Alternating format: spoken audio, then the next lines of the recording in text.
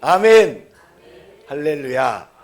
하나님은 살아서 역사하시는 분이에요. 하나님은 오늘도 저와 여러분을 불러주셔서 큰 은혜를 주시고 축복해 주십니다. 우리 옆 사람에게 하나님을 은혜를 주십니다. 하나님은 우리에게 큰 복을 주십니다. 아멘. 어느 악어 농장에 관광객들이 많이 찾아왔습니다. 그런데 농장 주인이 관광객들에게 과감한 제안을 했습니다. 악어가 있는 물에 뛰어들어 건너편에 도달하는 분께 $1,000를 드리겠습니다. 당연히 아무도 뛰어들 생각조차 못하죠. 악어에게 물려 죽잖아요. 그런데 갑자기 한 남자가 물에 뛰어들었습니다.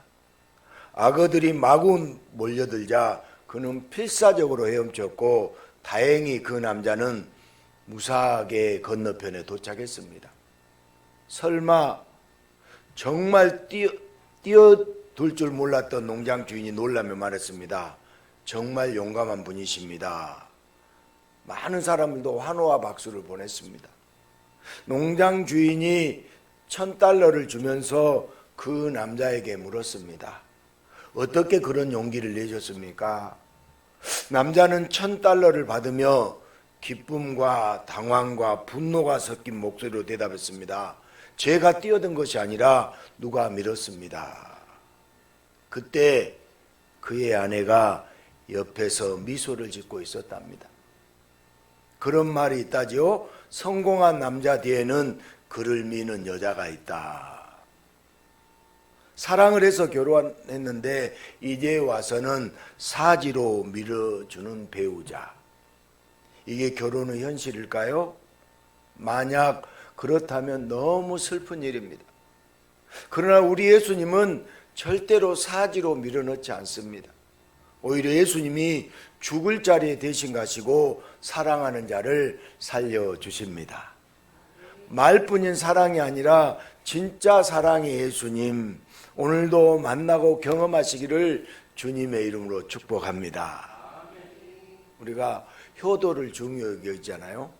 효는 인류가 존속하는데 너무나도 중요한 덕목입니다. 유교에서는 삼강오륜을 내세우며 효를 엄청나게 강조했습니다. 다른 종교에서도 일반 상식에서도 효는 사회의 중요한 기초입니다. 그런데 요즘 효가 무너지고 있습니다. 가정이 무너지고 있습니다. 부모에게 효도는커녕 해코지만 안 해도 다행이라 할 정도로 막무가내인 자들이 점점 많아지고 있습니다. 그리고 자기 자녀를 학대하거나 또 자녀를 버리거나 자녀를 죽이기까지 하는 자격 없는 부모도 많아집니다.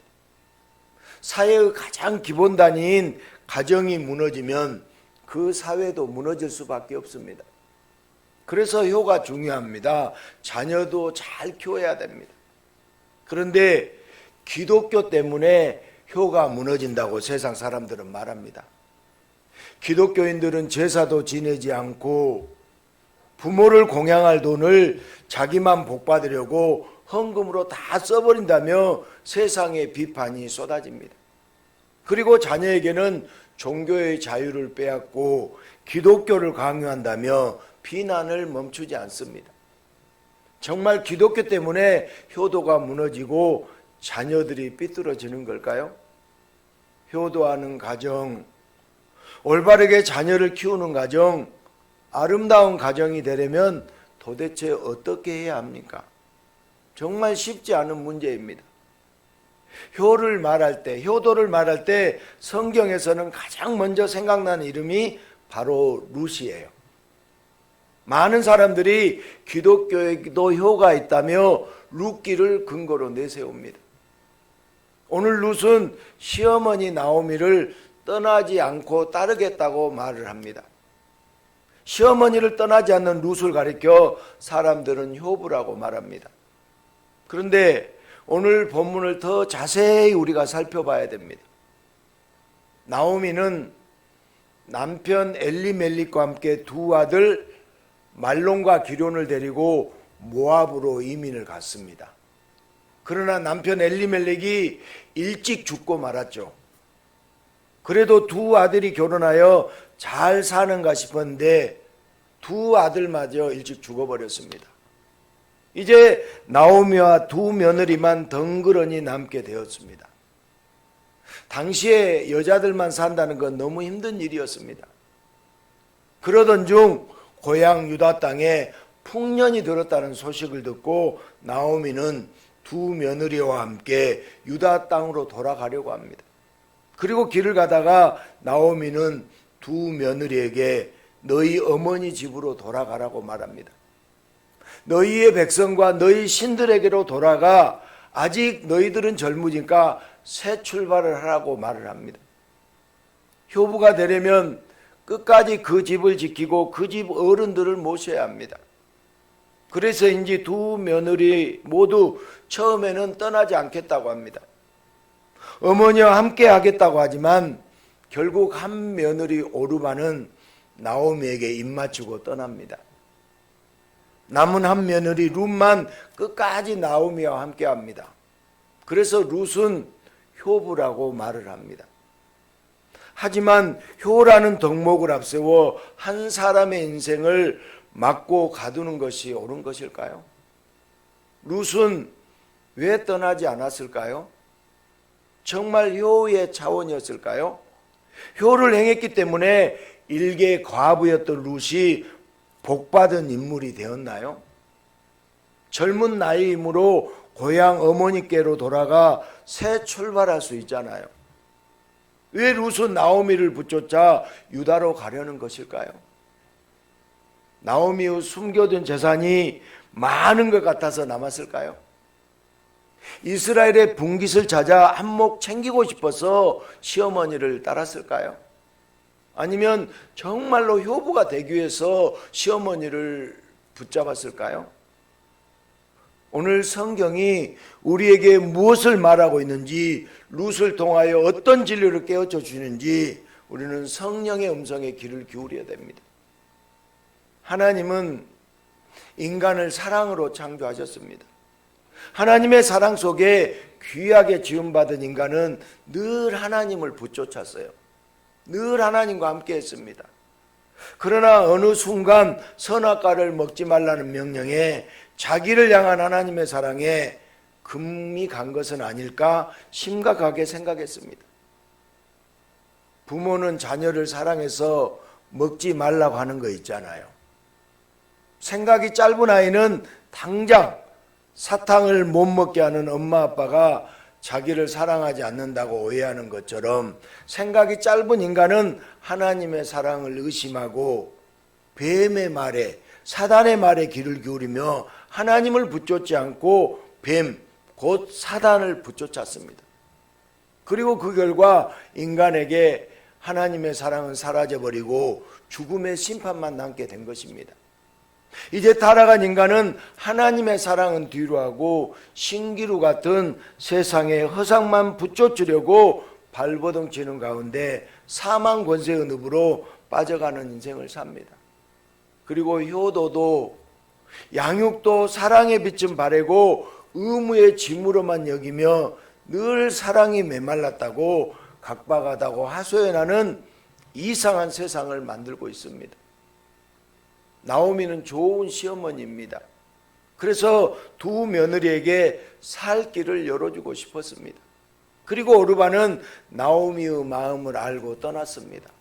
그런데 룻은 끝까지 나오미를 붙여주며 함께 하겠다고 고집을 부립니다.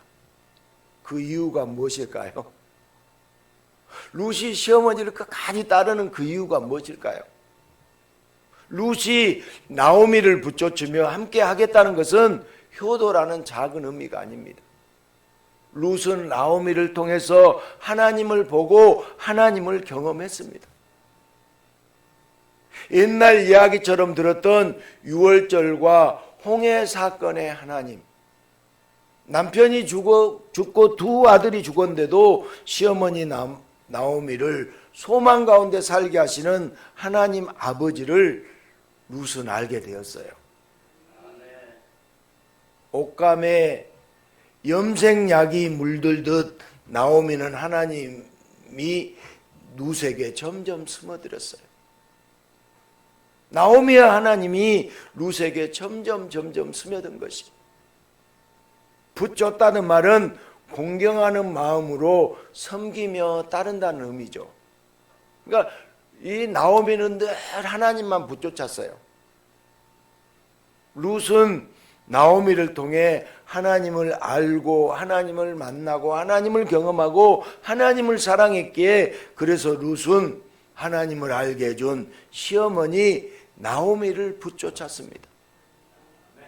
룻이 나오미를 붙쫓으며 함께 하려고 하셨듯이 예수님은 죄인을 사랑하는 마음으로 하나님 아버지를 알려주시고 그 인생을 구원하시려고 죄인을 붙쫓으며 함께 하십니다. 오실 구원자의 이름을 구약은 임마누엘이라고 기록합니다. 이사야서 7장 14절에 보면 같이 한번 읽을까요? 그러므로 주께서 친히 징조를 너희에게 주실 것이라. 보라, 처녀가 그의 이름을 임마누엘이라 하리라. 아멘. 임마누엘이라는 뜻은 하나님이 우리와 함께 계신다는 의미예요. 그 이름 그대로 예수님이 오셨습니다. 피조물인 인간, 그것도 죄를 짓고 타락하여 버림받아 마땅한 인간들을 사랑으로 따라붙으시며 늘 함께 하시는 예수님, 그 사랑 가득한 구원의 역사로 인하여 심판받을 죄인들에게 영원한 축복의 길이 열렸습니다. 사랑의 하나님을 알려주기 위해서 하나님의 본체가 친히 이 땅에 오셨다고요. 이제 성탄절이 다가오는데요. 그러니까 메리 인카네이션, 성육신 하신 분. 그러니까 하나님이 이 땅에 내려오신 거예요. 자신의 모든 걸 보여주시고 생명까지 주신 하나님의 본체, 바로 예수님이 오셨습니다. 인간은 사랑해서 쫓아다닌다고 해도 함께하지 못할 때가 더 많잖아요. 무엇보다 죽음의 문턱에서는 아무리 사랑하는 사람이라도 함께할 수 있나요? 함께할 수 없습니다. 그러나 예수님은 언제나 쫓아다니시며 사랑으로 돌봐주십니다. 전능하신 분이기에 무슨 일이 있어도, 어디에 있어도, 어떤 상황에 있어도 늘 동행해 주시고 늘 함께 해 주셔서 사망의 심판마저도 지나가게 하시고 예수님의 목적대로 영원히 구원해 주십니다. 인생에서 반드시 알아야 하고 인생에서 반드시 함께 있어야 할 분, 그분이 바로 유일한 구원자 예수 그리스도이십니다. 그러나 인간은 유일한 구원자이신 예수님과 함께하기를 환영하기보다 거부했습니다. 죄인을 사랑하시는 삼위 하나님의 목적대로 공경하는 마음으로 예수님을 섬기며 붙쫓기보다 세상의 돈과 명예, 권력을 더 간절히 붙쫓아 다니며 인간의 얄팍한 목적을 충족시키려고만 했습니다. 오히려 예수님을 인간의 목적을 방해하는 자로 여겼어요. 죄인과 어울리는 예수라는 사람 때문에 율법이 무너지고 이스라엘의 번영이라는 목적이 흔들린다고 유일한 구원자이신 예수님의 사랑을 무시하고 비판하고 비난만 했습니다. 예수님이 이 땅에 오셔서 인간들에게 받으신 것은 시기와 질투, 원망과 불평뿐이었습니다. 죄인과 함께 하시려는 예수님의 사역을 막기 위해서 인간들은 예수님을 죽이고만 싶었습니다. 왜 구원자로 오신 예수님을 인간들은 그렇게도 미워했을까요? 그 이해할 수 없는 일들이 지금까지도 이어지고 있잖아요. 여러분, 지나가는 사람이 예수 믿으라 하면은 여러분 아멘하고 믿겠다고 한 사람 없고요, 여러분 욕한 사람이 더 많아요. 그러나 예수님은 죄인들을 결코 포기하지 않으시고 생명을 내어주면서까지 함께 하시기를 원하십니다. 누가복음 24장 13절부터 16절에 보면 그날에 그들 중 둘이 예루살렘에서 25里되는 엠마오라는 마을로 가면서 이 모든 된 일을 서로 이야기하더라. 그들이 서로 이야기하여 가까이 이르러 그들과 동행하시나 그들의 눈이 가리어져서 그인 줄 알아보지 못하였거늘. 아멘. 예수님의 제자 중 두 제자가 예수님이 죽으신 후 두려움과 실망과 허탈함을 안고 고향 엠마오로 돌아가고 있어요. 투벅투벅 걸어가고 있습니다. 서로 질문하고 이야기할 때 때로는 원망과 불평도 쏟아졌을지도 모릅니다. 그런데 그런 그들에게 부활하신 예수님이 나타나 동행하여 주셨습니다. 그들이 품은 모든 의문점, 지난 예수님의 모든 말씀, 지난 3년간의 모든 사건들을 예수님이 하나하나 자세히 풀어주시고 그들과 함께 유화하시며 축사하고 떡을 떼어주실 때 비로소 그들의 눈이 밝아져 지금껏 동행하셨던 분이 바로 예수님이셨던 것을 깨달았어요. 예수님은 승천하시면서 제자들에게 약속하셨습니다. 벌지어다 내가 세상 끝날까지 너희와 항상 함께 있으리라. 마태복음 28장 20절입니다. 내가 너희에게 분부한 모든 것을 가르쳐 지키게 하라. 볼지어다. 아멘. 세상 끝날까지 너희와 항상 함께 있으리라. 예수님이 함께 하십니다. 끝날까지 우리들과 예수님은 함께 하십니다. 항상 함께 하시면서 죄인들을 구원하시는 것, 그것이 예수님의 사랑입니다. 룻은 하나님의 사랑 때문에 시어머니를 붙쫓았습니다. 예수님도 하나님의 사랑 때문에 이 땅에 오셔서 죄인들을 찾아다니셨어요. 각자의 인생길을 열심히 달리고 있는 사람들은 자기의 목적을 위해 정신없이 달릴 뿐입니다. 자신이 어디로 와서 어디로 가는지도 모르고 장차 어떻게 될지도 모른 채 돈과 건강과 명성 등의 인간의 목적을 향해 달립니다.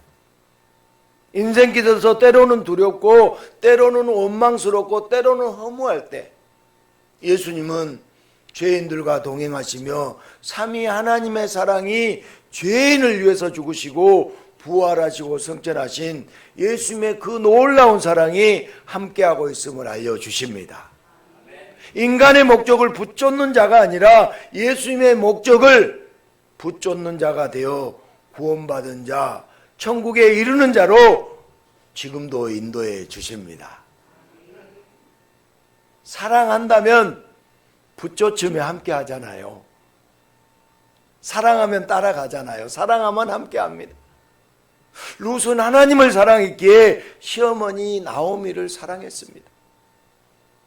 하나님의 사랑으로 시어머니를 붙잡고 늘 함께 하시는 하나님의 사랑으로 인하여 룻도 시어머니 나오미처럼 소망이 끊어지지 않았습니다.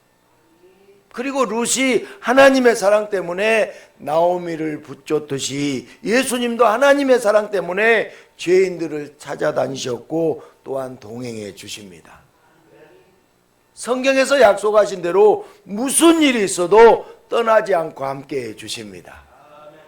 룻은 나오미를 붙여주며 인생의 목적을 하나님의 사랑으로 고정했어요.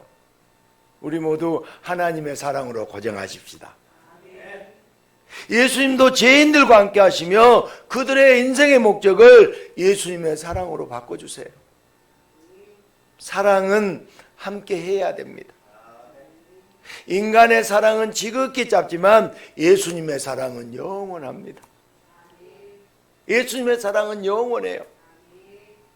죄인들을 찾아다니시고 영원히 함께 하시며 천국으로 인도하시는 것, 그것이 바로 예수님의 사랑입니다.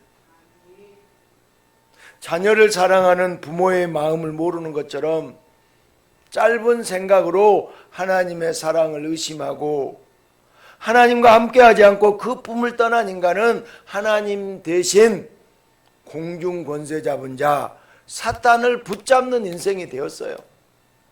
자기 딴에는 열심히 산다고 하지만 결국은 사단의 목적대로 지옥으로 마무리되고 맙니다. 그런 하나님 아버지는 그렇게 자기 목적대로 살며 세상의 신기루만 쫓아다니는 인간들을 불쌍히 여기셨어요.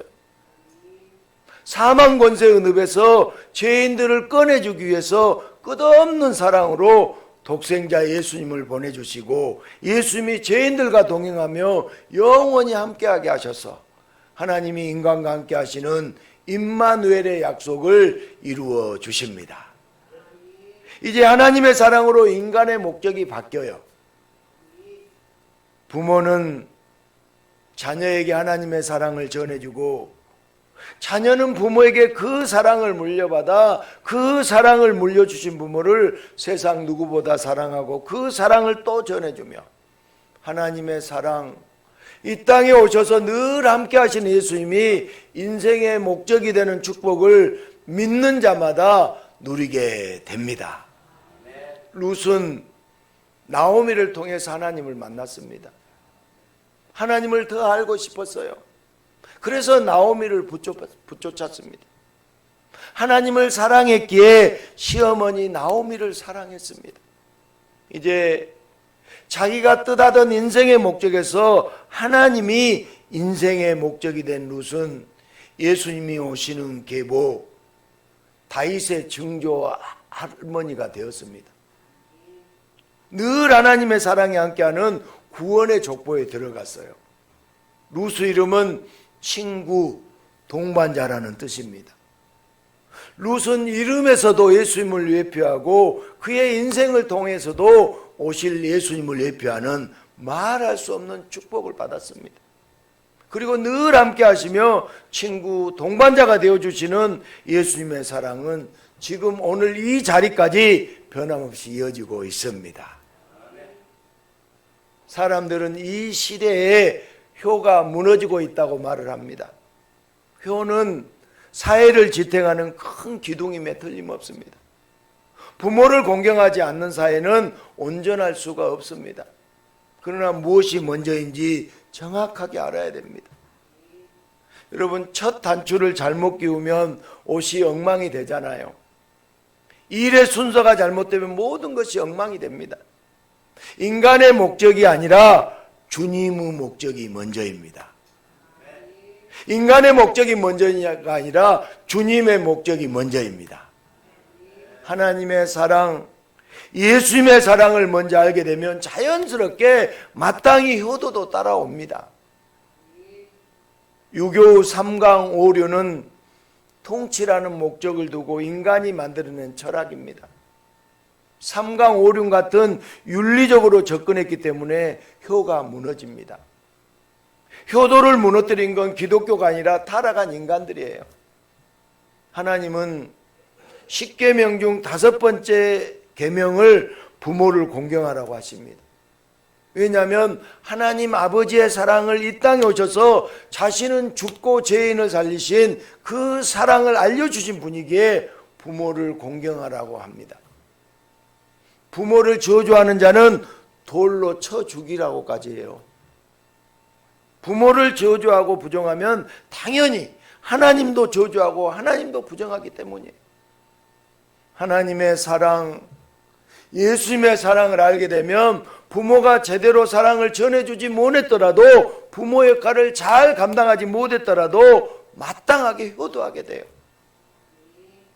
따스한 부모님의 사랑에는 그보다 더 따스하고 더 큰 주님의 사랑을 경험하고 부족한 부모님의 사랑에는 절대 부족하지 않는 주님의 사랑을 경험하기에 부모님의 사랑이 따스하든 부족하든 간에 주님의 사랑을 경험하는 자는 그 사랑을 알게 해주신 부모를 공경하지 않을 수가 없어요. 이게 예수 잘 믿으면 효도도 잘합니다. 그러나 삼위 하나님을 사랑을 모르면 무덤에다가만 효도하는 빈 껍데기 효도만 하다가 영원히 사랑이 사라진 지옥에 들어갈 뿐이에요. 부모가 돌아가셨는데 여러분 제사만 잘 챙겨주고 여러분 무덤에 가서 절하면 그거 효도예요? 빈 껍데기죠. 그 사람은 결국 지옥에 갑니다. 인간의 목적으로 만들어진 효도가 먼저가 아니라 삼위 하나님의 목적인 예수님의 사랑이 먼저입니다. 인간의 목적이 아니라 예수님의 사랑이 먼저가 될 때 믿는 자는 누구든지 친구요 동반자 되시는 예수님이 늘 함께 하셔서 모든 일에서 축복의 선물을 발견하는 가운데 항상 기뻐하고 쉬지 않고 기도하고 범사에 감사하는 사람이 됩니다. 그래서 성도는 나의 목적이 아니라 예수님의 목적대로 살아가는 사람이에요. 우리는 예수님의 목적대로 살아가는 사람입니다. 세상을 향해서 정신없이 달려가기보다 한숨을 고르며 예수님을 붙쫓아갈 때 성도의 인생은 세상과 완전히 구별이 됩니다. 상식적으로 볼 때 룻은 아직 젊고 아직 예뻐서 고향으로 돌아가 새 출발하는 것이 좋아 보입니다. 그러나 룻이 하나님을 사랑하여 나오미를 붙쫓았을 때 상식적으로는 과부 둘이 같이 있는 것이 불쌍해 보이고 망해 보이지만 하나님의 사랑이 세상과 완전히 구별하셔서 룻은 영원히 기뻐하고 영원히 좋은 인생이 되었습니다. 세상은 성도를 향해 자녀에게 종교를 강요한다고 손가락질합니다. 그러나 뻔히 예수를 떠나서 인생이 망가질 걸 아는데 자녀의 자유대로 마약을 방치하는 미련한 부모가 있나요? 뻔히 그 영혼이 죽을 걸 아는데 종교의 자유를 들어 자녀를 방치하는 것이 옳은가요? 자유와 방종의 차이는 사랑이 있느냐 사랑이 없느냐입니다. 인간의 목적에는 사랑이 없습니다. 그러나 예수님의 목적에는 사랑으로 가득합니다. 죄인의 끝까지 자기 생명을 내어주시는 말로 다 형용할 수 없는 늘 함께 하시는 사랑, 끝없는 사랑이 바로 예수님의 목적입니다. 인간의 목적이 우선이냐 예수님의 목적이 우선이냐로 인생은 완전히 구별됩니다. 예수님의 사랑, 예수님의 목적대로 예수님만 붙잡는 자가 바로 예수님의 성도입니다. 사랑하는 여러분, 우리가 다시 한번 되새겨 보십시다. 붙잡다 이 단어의 뜻은 공경하는 마음으로 섬기며 따른다는 의미입니다. 룻은 하나님을 만났어요. 하나님을 경험했습니다. 그래서 룻은 하나님을 알려준 시어머니를 붙잡았어요. 하나님의 통로인 나오미를 공경하는 마음으로 섬기며 따른 거예요. 우리는 효도의 진정한 의미를 정확히 알아야 돼요. 육아 사상의 통치 논리로 효를 받아들이면 껍데기 효도만 하게 됩니다. 인간의 목적인 효만 강조하게 되면 오히려 가정이 무너져요. 예수님의 목적, 예수님의 사랑이 있어야 무너진 가정이 회복되고 사회도 잘 되고 나라도 잘 됩니다. 우리가 평생 바라보고 평생 쫓아야 할 분, 말 그대로 붙쫓아야 할 분은 오직 예수님이에요. 아멘. 한동안 목적이 이끄는 삶이라는 책이 베스트셀러가 된 적이 있죠. 예수님이 목적이 되어야 하고 예수님이 이끌어준 삶이 되어야 합니다. 목적이 없으면 삶이 험황해요. 우리의 목적은 예수님이 되어야 돼요. 우리의 목적은 예수님이 되어야 됩니다. 우리의 유일한 목적은 예수님입니다. 예수님을 바라보는 삶은 언제나 소망이 가득합니다. 오늘 성경은 육아 사상의 윤리적인 효를 말하는 것이 아니에요. 룻의 이야기는 하나님에 대한 신앙 고백이고 오실 예수님에 대한 예표입니다.